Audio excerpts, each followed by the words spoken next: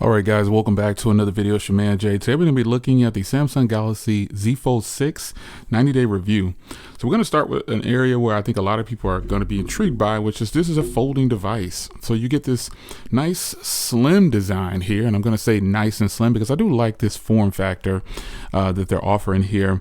It's so slim that it's easy to hold and it's very easy to use for a regular slab style device. Now, eventually you will get over the fact that it's very narrow in comparison to some other foldables and some other phones, but this front display definitely is intriguing at its best, and it's going to keep you engaged on the front display longer than you possibly might think you would because of the fact that it's narrow like this. You can definitely do it. And then when you open it up, you're faced with a beautiful, I mean beautiful 7.6 inch display.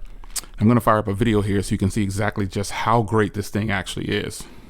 Now, when looking at video on the Z Fold 6, you cannot deny this is a beautiful display. But more importantly, I think this aspect ratio, it's going to take some people to get used to. I like it though, because I also like you can view content this way if you record this way on the Z Fold 6. But just thinking about the viewing angles and things on here and the way this phone produces content, this is a Samsung display, folks. So you're going to get one of the best displays in the game, if not the best, according to some people, alongside the Samsung Galaxy S24 Ultra. So if you're a person who loves media consumption, you are going to love it on this device. And as you can see there, I did pinch the zoom to kind of fill it because I actually really like looking at videos in this format here, that nice full screen display. Now, when you're looking at the display, this is a foldable device, and you can, in some angles, see and feel that little crease there. But after a while, when you're looking at it head on like this, you do not even notice the crease. Depending on what colors are on the screen, if it's more on the black side or deeper colors, you might notice it. But over video, I'm looking at this at an angle at eye level, or looking down at it with the natural eye, and it's actually really clear and I see no creases. But if I turn it to a flat and face directly up towards the camera, I can see the crease going right across the center there. But it doesn't bother me at all because I don't even focus on it after a while, and I think you won't focus on it either. Because this display is in fact really, really nice. And it's just one of those things that if you have a folding device, you will get used to it, believe it or not. There's no way to feel that you'll never get used to it because our brains won't allow us to. It pretty much just disappears after having it for probably within a day or so. And I've had this device for over 3 months and it is just gone. So yeah, you get a beautiful display on the inside, you get a beautiful display on the outside. But what else do you get? Well, you get software. So this phone does, I guess I should say this device does have pen support on the interior display, and I do have the S Pen. Multiple S Pens will work on here, but you have to get one that's made for the device. You can't just use any S Pen on this particular phone, like the Galaxy S lineup and Note lineup. There's pens that are made directly for this particular device, and once you get your pen in action, you will see that it does work. You just put it next to it, click the button, and you will have access to it. So aside from beautiful software, as you can see here, I was pointing out, this has a ton of software. And the Galaxy AI thing, it's different than other versions of AI. This one is very toned down in my experience from using it next to Gemini, and I'm currently testing on the iPhone in beta the Apple Intelligence. I think right now Gemini is the most intuitive. I've never liked Bixby. I've never liked it at all, and I've never even really used it after testing it out for a while. But other than that, you know, you start to get into this AI thing. I think theirs is probably the least intuitive, just based on the way I'm using them.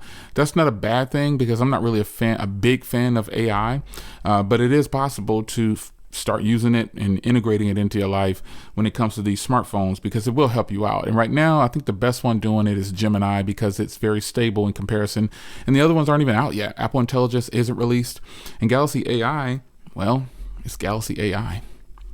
Yeah. So another area where this phone really excels are the cameras. If you check out photos taken from the Z Fold 6, you really wouldn't believe that this came from the Z Fold 6.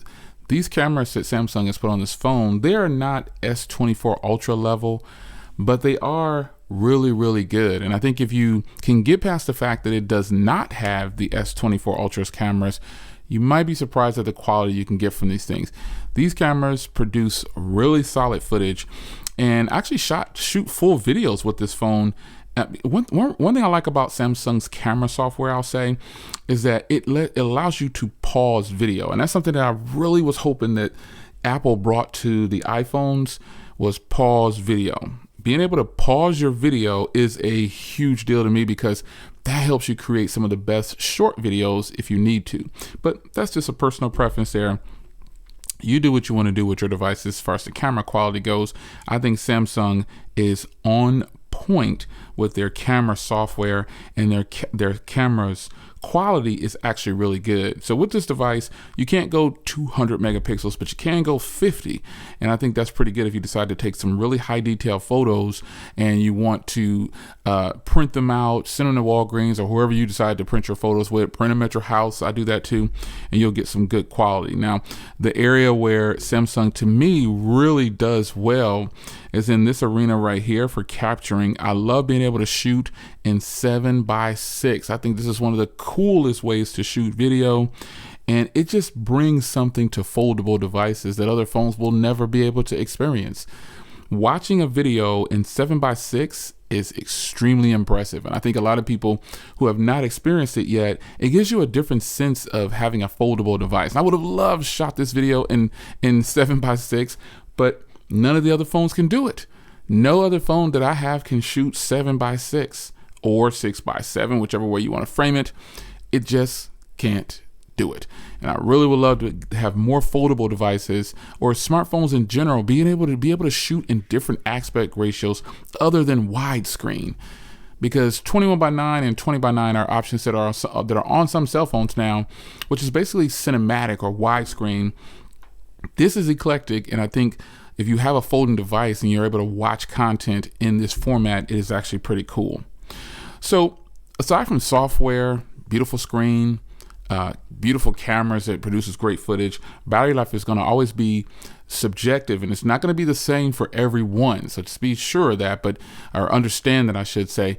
For me, the battery life has been solid on this device for when I'm using it. I'm in between devices right now, so that's why you don't see my SIM card or link to this phone. However, this is in fact one of my favorite devices, folks. Don't get it twisted. And I hear a lot of people saying they're already kind of hinting around what they think is their phone of the year. Well, my phone of the year might not be a slab this year. I don't know. I think we really have to open the floodgates up a little bit and understand that there are a lot of phones out there that are better than slab phones, that produce better footage than slab phones, that can really do a really good job, that are powerful and really, really solid phones that are not slab phones. However, there is a slab phone that comes to mind when people say the words phone of the year, and it is this phone right here, the S24 Ultra. It is a beast of a phone, but if I only had to choose one, I think I probably, between those two phones, I think I would probably choose the Z Fold 6, because I get a tablet as well, and I still get all the Samsung software that I want. It's just a thing. So with good battery, solid performance, solid cameras, a really sleek design, and you get a tablet in your hand at any given moment, I think the Galaxy Z Fold 6 is a phone that people probably want to start paying attention to. Now, Jay, you're not going to leave us with no con. Absolutely not. There is one major con, and this device costs $2,000.